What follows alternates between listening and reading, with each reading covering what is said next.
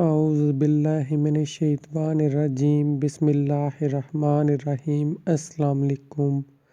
آج کا وظیفہ مرگی سے نجات کا وظیفہ ہے۔ انشاءاللہ تعالی اللہ پاک کے فضل و کرم سے اس مسئلے سے نجات ملے گی۔ بہت ہی خوبصورت وظیفہ ہے۔ انشاءاللہ تعالی اللہ پاک کے کلام میں بہت برکت ہے۔ ہر بیماری کا علاج ہے۔ اگر انسان اس کو اپنا لے تو زندگی میں آسانیاں ہی آسانیاں ہیں اور سکون ہی سکون ہے۔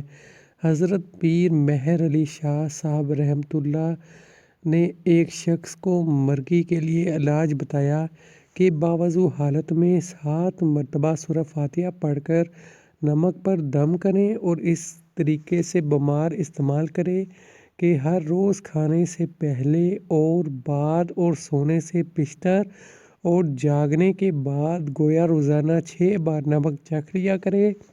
اگر مرض میں افاقہ دکھائی دے تو بھی نمک کا استعمال 3 ماہ تک جاری رکھا جائے۔